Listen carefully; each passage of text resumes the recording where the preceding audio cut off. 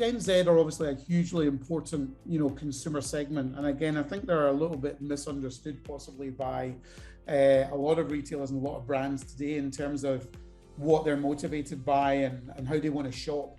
And I think payments has been one really interesting category to look at their behavior. Do you want to maybe just give us a bit of insight in terms of how you see that playing out and, with all the changes that are going on in payments and what businesses need to do to be relevant for that particular audience and given their importance in the future and where, payment orchestration kind of plays into all of that?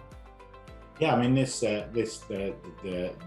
Gen Z, as we call them here in the US, or Gen Z, is very different from the generation before them, the millennials. The millennials are all about experience and gratification, and Gen Z are probably a bit more like my generation, who came out of a different recession. So they're much more thrifty.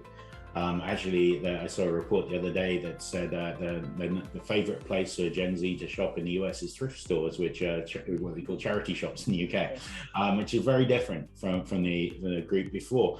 I think they're also around finance. They're much more careful. Remember that this generation saw, particularly in the US, saw the Fannie Mae, etc., as they saw their parents losing their jobs. So they're a lot more careful with money, and that's been very interesting because the banks were very, very a part of that, what happened, and this generation said slightly to blame for their parents losing their job, or very much to blame in some cases. So you look at the generation and 60% of them don't have bank accounts or cards. And so they're using other ways to pay, and the other ways to pay, obviously buy now, pay later is growing very, very fast. But if you look at the demographic, that's actually getting older by the day.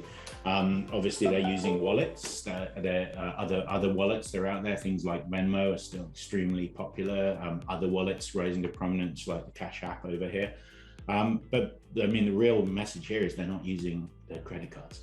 So if that's all you're offering on your website to your consumers, then you're losing an entire audience, or you're losing over half an entire audience.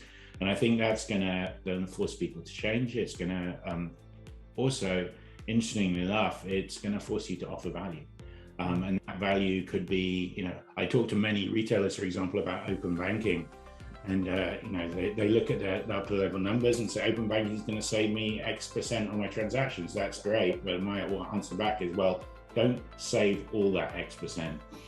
Divide that X% in percentage and give some back to the consumer, because that's going to inspire them to shop with you. So I think we need to look at it. It's not purely a profit thing, but actually that generation is financially savvy. That generation looks for a good deal, and that generation doesn't pay with cards. So this is an opportunity.